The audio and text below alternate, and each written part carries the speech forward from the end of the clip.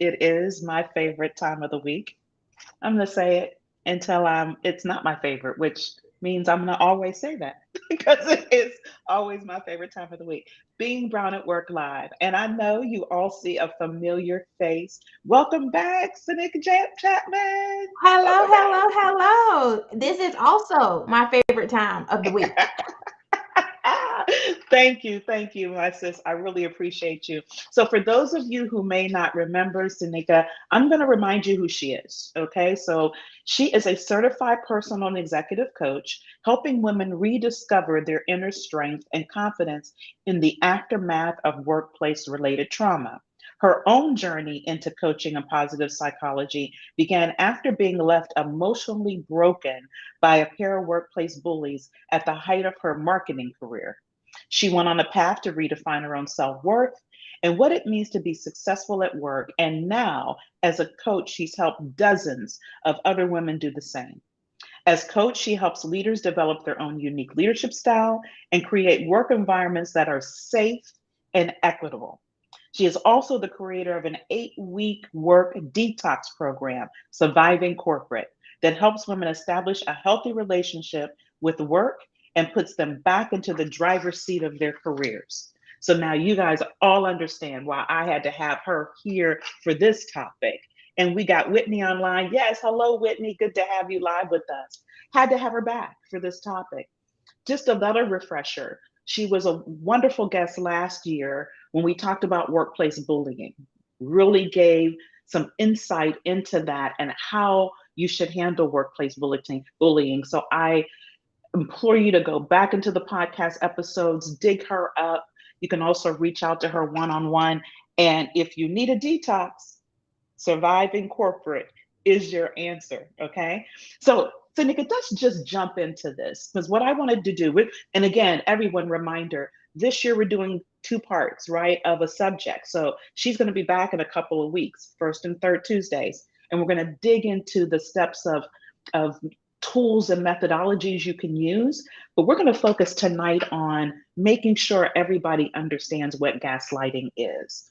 So, Tanika, from your perspective, how would you describe gaslighting? Yeah, so I would basically describe it as any type of manipulation or psychological manipulation that really leads to you starting to question yourself. And I knew we were going to be talking about this, Linda. So I was listening to like an old soundtrack, and I don't know if anybody listening remembers that song by Shaggy where it's like, it wasn't It me. wasn't me.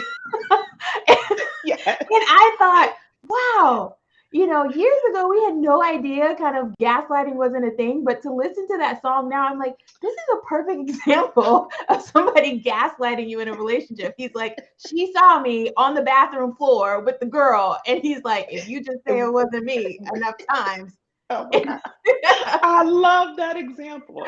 I love that. I know it's funny. I know you guys are like, wait a minute, Shaggy, but what an excellent example because that's exactly it. That's gaslighting. And it is pure psychological manipulation. Pure, plain and simple. I had something recently happen to me where somebody that I work with said, gave me a clear statement regarding an issue. And then when we revisited it, he tried to pretend like he never said it or that it, and I was like, and I just let him talk. And I was like, wow, the psychological amnesia is amazing. Yeah. Or selective, excuse me, the selective amnesia is amazing. And so when I restated it, then he had to come, but he tried. He tried to gaslight me. I was like, no, we're not doing that. So Yeah. yes, I mean, and it comes in a lot of forms. Wouldn't you agree? So maybe let's give them some other examples of what it could look like in the workplace. Yeah. So it could look like, questioning you, right? So you say you in that situation, that scenario, you kind of are making your case, particularly with us Black women in the workplace. Maybe you've mustered up the courage to say, hey, I was a little offended by that, or can we talk about how, your comments are offensive? And then the person starts to question you. Well, maybe it was just you. Mm, Maybe did anybody else find it offensive, right? Or, mm, they might say yes. things like, or they try to brush it off as, well, that's just you being sensitive. Everybody didn't take it that way. Or my comment wasn't offensive. Or, Mm-hmm. in the example that I like to give with my workplace scenario, when I'm saying, hey, I'm being discriminated against in a real raw way, and I have some real factual evidence to back it up. Well, maybe this is leadership's approach to making you a better employee. Oh my gosh. Right. So those are different examples of at least how Wow. I've seen people gaslight women in the workplace.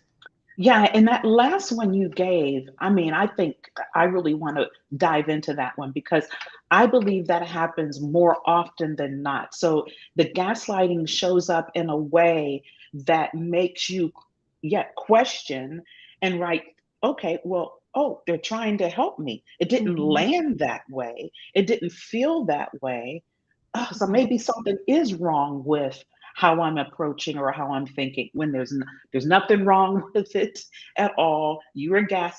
gaslight it definitely happened to you, but I'm so glad you gave that example because that is how we are treated. That is the way the discussion flows 9 times Mhm. out of 10 when we bring these things forward. Yeah. It's in the guise of leading you or leadership development or somehow what really was for your detriment is actually for It's your actually for good. your good. Yeah. It's for your good. Yeah, you know? So that's why it's so important for us to understand what it is and to call a thing, right? Mhm. Call it what it is. Yeah. So, you go ahead. I'm sorry, you were No, going to and I add? was just gonna say, when you say call a thing, we have this beautiful, lovely term, gaslighting, right? But it's manipulation. Like, I think we need to get back to some of these, like, real raw words, because gaslighting, no, it doesn't sound nice, right? It's like pouring gasoline on a fire that creates a terrible visual. But so does manipulation. Like, there's a little bit more of a visceral reaction there to that word. Yes, yes. Isn't it interesting how we pretty things up? Yeah. Isn't that is I'm so, I didn't even think about that until you just said it out loud. Because we got this really fancy word, this pretty word that now everybody uses, by the Yeah. way. I mean, it's used by everyone. But you're absolutely correct. It's manipulation. And it ties to what you shared last year when you were my guest for the first time, bullying. I mean, Mhm. it really is a form of bullying. Yeah. But the psychological manipulation, Zanika, I'd like for you to kind of delve into that because I know you work with clients around this, Mhm. in this space, and you're trained in this space of psychology.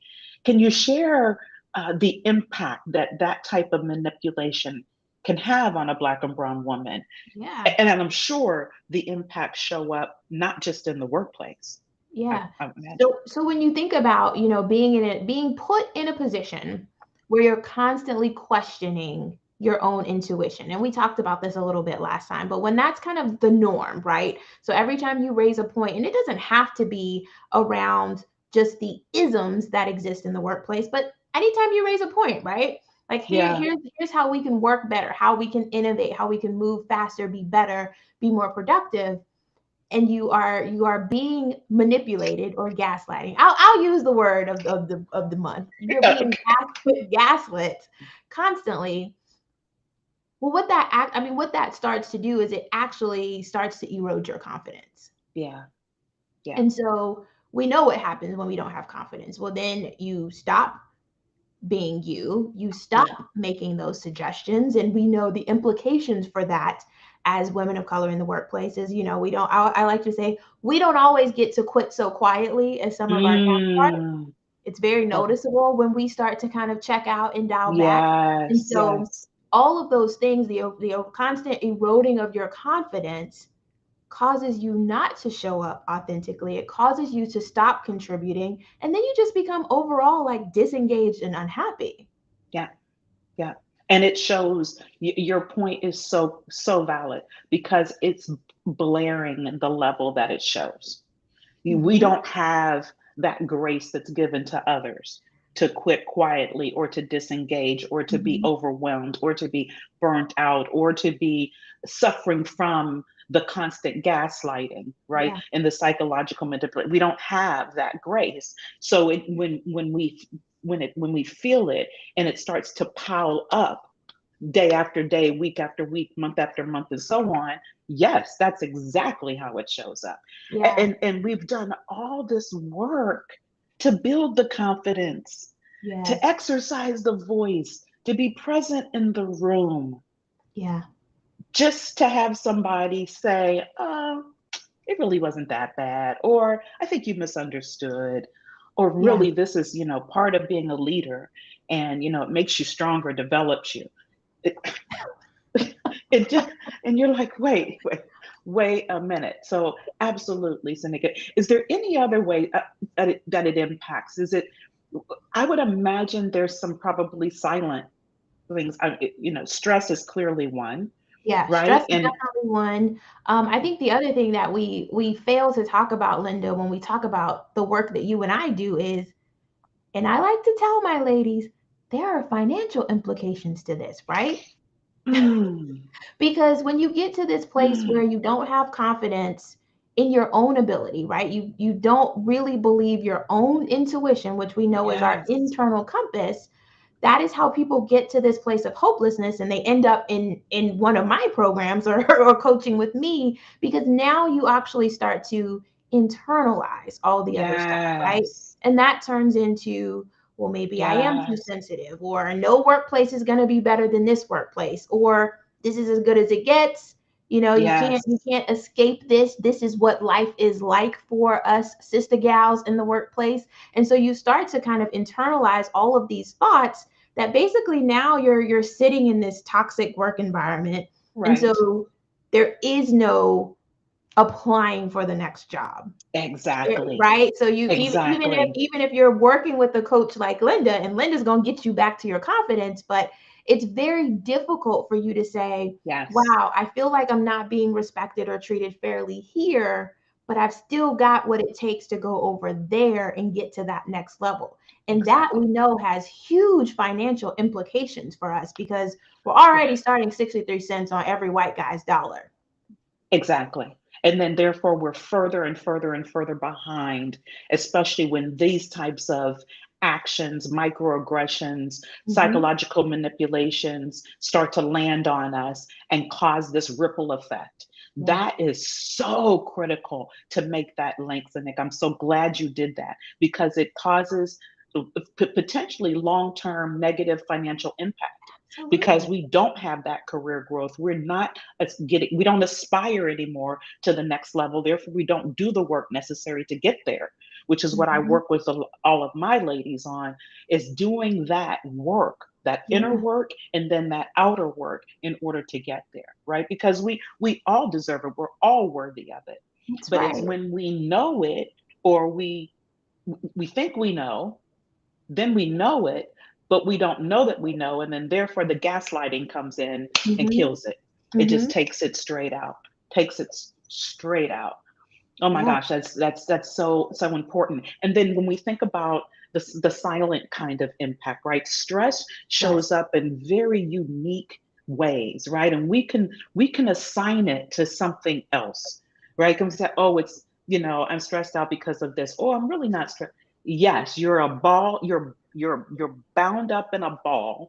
yeah, You're tight, you're tense because yeah, you're in that environment of being questioned all the time. You yeah, think you think you don't know what's really going on, therefore you get that internal ball, that mhm, internal tightening, that stress, and it's yeah. going to then impact you physically. Absolutely. It has huge health implications. It has implications for your other relationships, Oh my right? Because gosh, to your point, yes. and I think what is so unique, Linda, and I use the word workplace trauma, and I know that Mm, people sometimes disassociate with that, but this is the type of trauma that I'm yes, talking about. And we yes, oftentimes will so disassociate these things that we go through at work as just regular parts of our lives that we yes. don't need to deal with, that we don't need to talk about. We can just go home and forget about it.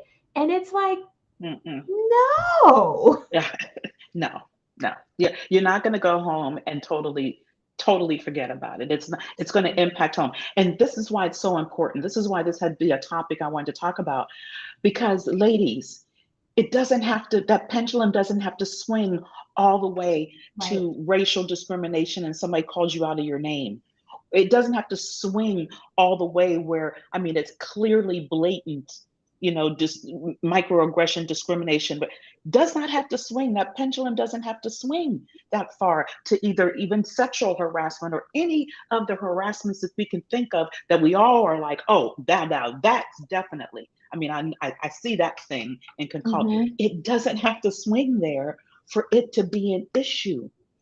This is an issue.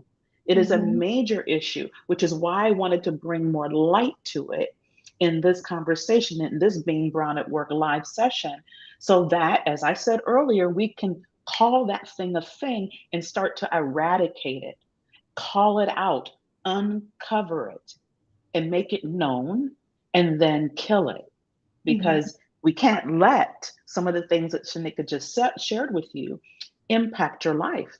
We want to make sure that those things don't enter in. Anything else you want to offer, Shanika, around the fact that the pendulum doesn't have to swing that far for it to be an issue that needs to be addressed? Yeah, no, I think you hit it on the head. And I think what I would add to that is we often are so used to not, like, we're so used to experiencing gaslighting and trauma and microaggressions and all Oh these my other gosh, things. true. We'll put it in the like not anything category, right? So the That's pendulum true. also, it doesn't have to be all bad, but there also has to be a place where we draw the line and say, yeah, these things go in Yes. the bad category. Yes, exactly. We are, and that's part of us, letting go of some things. I can speak for Linda that I was raised in, how I was raised, where, some things you just don't talk about, some Yeah. things just, uh, sweep under the rug, or it couldn't be that bad, or I dealt with it, so you're okay. No, that I had to unlearn that as I grew, and also personally, and as I grew in my career, I had to unlearn that. So I put a voice to things that I know were wrong, that should not have taken place. Is no such thing as not talking about it and it'll go away. No. Right. Or to Nope. put it in this little bag over here, oh, it's not that bad, or it's just what I have to deal with. No, Yeah. no, clear, absolutely clear. Which is why it's so important that we bring these things, as I said, to the surface. Now, as we think about impacts in the workplace, we've really shared I think, a very good spectrum of one, what it is, how it shows up, and the impacts that it has. What would you, if you really just kind of raised it on a higher level outside of the individual impact, what do you think it does in an organization? What do you think it does in a team? So if we have some people, and I know I have a lot of people listening who it may not be them experiencing it, but people on their team may be bringing it forward, or, their leaders in the organization, they don't necessarily look like you and I. What Mhm. would we say to them is the impact that, it has on their teams or their companies or organizations? Yeah, I would say when I think about really why somebody would employ gaslighting, why would someone in an organization employ mental psychological manipulation? And I believe as a source of control, Mm, right? And so if that mm, person is wielding the control and the power within somewhere within your organization, mm. then you as a leader has to think about, one, is this the person that I Yeah, want to be in control of the other members of my team? yeah. And what would it look like if everybody on the team felt like they had equal authority to assert themselves, to share their ideas, to bring their Hmm. best selves to work? and just sit there for a minute. What would that look like? Is this the person that I want to be wielding power and control within my organization? And what would it Yes. look like if that was not the case? Was not the case. Exactly. How much better would the team perform? How much, how much growth would your organization How or much more that team? money will we make? Yes, I yes, mean, that's growth what it in all comes business. down to in business, right? And so if people are Absolutely. happier and more Absolutely. productive, and I know those terms sound hokey, but when people are more productive or when people are happier, they're actually more productive. Yes. In Yes. organizations like we think it's the other way around, but it's actually not. Right. Like happier people are more productive. Absolutely. Bottom line. Absolutely. They are. On their They, own, but we keep trying uh, to force people to be productive and hope that it makes them happy. And it's like, actually, that's the reverse. Oh my God, it happens. So let me force you to be productive because I know right? that's going to make you happy. I know it's Because the I other mean, way we around. keep it real. Black History Month, we know what forced labor look like. We know what Oh forced my productivity gosh. actually is about. Yes. Yes. Yes. Yes. Connection. Check. Absolutely. Absolutely. But and I think it's unfortunate that in some cases, not all, that connection's not made. Right. I mean, there's not a connection to the team members' happiness and that translates to higher productivity, that translates to increased business, increased revenue growth. Mhm. But that walk, unfortunately, is not consistently Yeah, taken. And yeah, so we can be in a conference room and experience somebody being gaslit and we just let it happen. Or we're on that bandwagon of, oh, that's how we just talk around here, or you're too sensitive, or whatever it is, yeah, rather than dealing with it, making a very clear, visible statement, one that's visible, that that's not accepted on yeah, this team, in this organization. yeah. That's what we need to get to, I And believe. I think at least starting from a place of listening, right? And Yes. listening to understand, not listening to agree or disagree, but listening to make sure that you really comprehend what the other person is saying to you. Because I actually just did a post on LinkedIn about this too. A leader or a person can be both a bully and a mentor at the same time to two different people, Wow.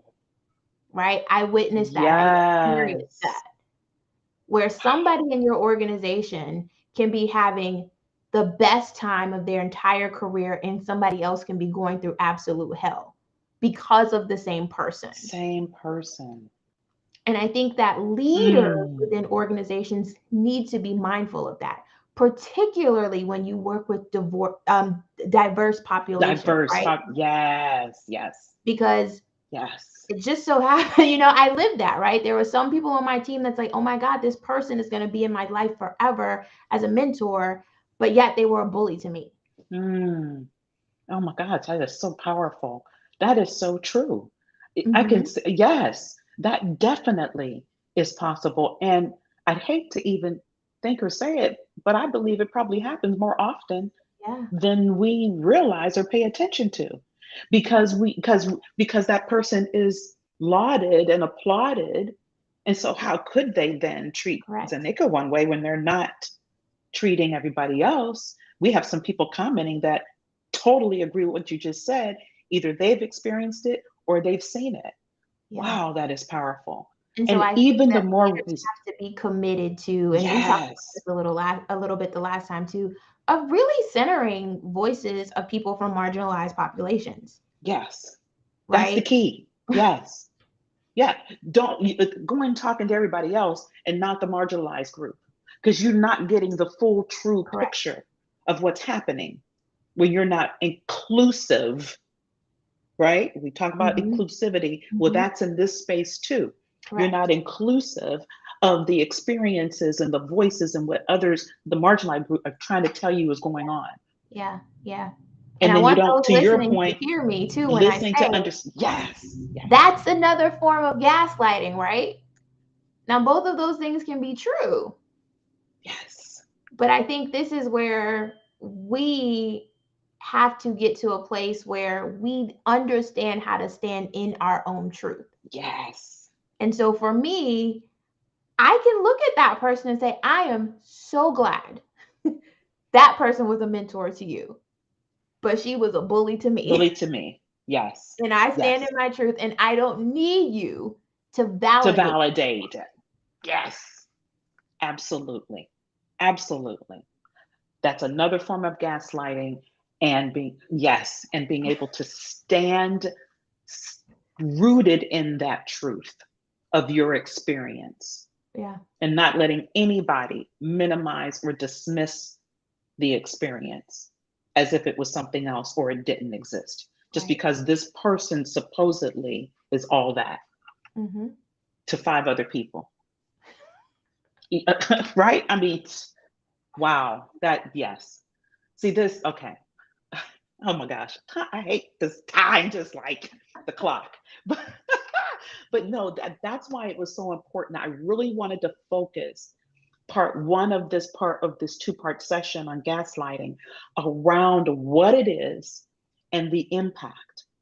Because I will tell you, I would venture to guess that some of the people that are joining us live now and commenting, and those that are probably hearing this on the replay, you didn't probably put some of what Zenica gave you as examples in the gaslighting bag. Now you should. Now you're more aware. Now you're more attuned and sensitized to this. It is too important of a potential negative impact for you to dismiss it or to minimize any part of it. So, if you've got any questions before we get to part two in a couple of weeks, please do not hesitate. I think we just got one. How do you start those conversations? Definitely experience something similar and going through it now, but my leadership feels that what I feel isn't true. Gaslight. Mm-hmm. So, it's someone on Facebook. I'm gonna get that question. I'm gonna hold it because what we're gonna do is Nick is gonna come back in a couple of weeks and we are going to answer that. We're gonna give you the what to do. We're gonna give you how to have conversations. We're gonna give you a lot of different tools and methodologies to help you through what you're going through right now. Okay. In spite of, and I'm just gonna be frank, in spite of that leadership you're dealing with. Okay. I've experienced some as well that my leader didn't agree, and I had to find ways around that individual. And we'll talk about that in part two of this session in a couple of weeks. So please come back and join us then. And so, see, I mean, I knew, Zanika, this is, and I'm going to give you the final words before we wrap it. It's live, and it happens every day, continuously. Mm-hmm. This isn't the first time it's been talked about. This isn't the first time there's been many articles written about it, but for whatever reason, just like everything else we deal with, the level of the occurrence is still there. Mm-hmm. So it's why it's so important to me to continue to highlight these types of things that are happening in the workplace and help our sisters become stronger so that they can be more successful and so they don't have to deal with or experience any of the negative impacts of it. So what would be some of your closing words around this topic tonight, and then as we're going to lead into part two in a couple of weeks? Yeah, I think one of the things that I know we're gonna get into the nitty gritty when we talk again in a couple of weeks, and I'm so excited for that. But I just want to honor those who are watching and just Yes. reiterate that you don't need any leadership to validate your feelings, Mm, mm. and Let's say you that are again. allowed. Let me say that again. Yeah, I hate to interrupt you. Say that again. yeah, you don't need any leadership Yes. structure to validate your feelings. That's And I want all of my sisters on this live stream, those of you who are going to catch the replay, to hear me when I say, and you are allowed to feel your feelings. right. Yes. For so long we've been denied the right to feel Feel. the emotions that run through our Right. bodies. Right. And you have a right to them. You're a human being having a human experience. We have full range of emotion within That's us, right. That's right. even anger, That's right? We right. don't like to talk about Yep. that one, but human beings, we all Yes. experience all the emotions. Yes.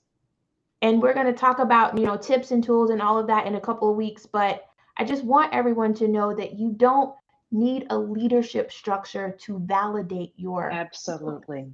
Absolutely. And don't allow anyone to label you. That Correct. angry black woman, that all that, do not allow anyone to label you. What you feel is what you feel, and it's real. And as she just said, you have the right to feel it, just like everyone else around you in the workplace who do it on a regular basis, Mm-hmm. even extremely unprofessional ways. So Say I'm that. so glad, yes, in unprofessional ways, they do it on a regular basis. So I'm so glad that you had that that guiding principle as your final comment, Zanika, because that's so important. It's human nature for us to want some type of validation. I Yeah. get it. Zanika gets it. But what we're trying to tell you is you are worthy without it. Yeah. You need to know, and when you look in the mirror, see that worth and value above and beyond, not inclusive to her point of a leadership structure. That is when truly you start to shift and make the difference. That's the foundation, right? That we're going to Mm-hmm. build upon in a couple of weeks is you knowing that. And then when you join us again in a couple of weeks and we're talking about tools and tips, because you know that, then you'll be able to implement these tools and tips and methodologies going forward. So, we just had to comment. Thank you, ladies. This was great. Can't wait to tune in a couple of weeks. It's always a pleasure. Always a pleasure, my sister.